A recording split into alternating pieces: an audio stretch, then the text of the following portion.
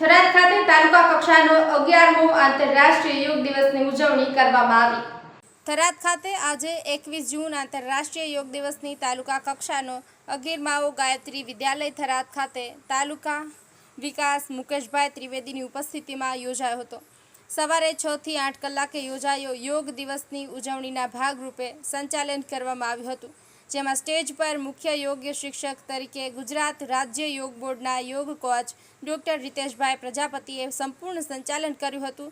સાથે જ બનાસકાંઠા યોગ કોઓર્ડિનેટર દશરથભાઈ સોની, યોગ trainer Nikitaben Thakkar, art of લિવિંગના યોગ ટીચર હેમજીભાઈ પટેલ, વ્યાયામ શિક્ષક જગદીશભાઈ પટેલ દ્વારા કોમન યોગા પ્રોટોકોલ મુજબ યોગાસન, પ્રાણાયામ, ધ્યાન કરાવી યોગ દિવસની ઉજવણી કરવામાં આવી હતી, જેમાં મુખ્ય મહેમાન તરીકે પૂર્વ સાંસદ પરબતભાઈ પટેલ, એપીએમસી ચેરમેન શૈલેષભાઈ પટેલ, રૂપસિંહભાઈ પટેલ, તાલુકા આરોગ્ય અધિકારી એચવી જેપાલ સહિતના વિશેષ ઉપસ્થિત રહ્યા હતા। લાયન્સ ક્લબ ઓફ થરાદ સિટીના પ્રમુખ વશરામભાઈ પટેલ દ્વારા દરેક યોગા ટ્રેનરનું એવોર્ડ દ્વારા સન્માન કરવામાં આવ્યું હતું।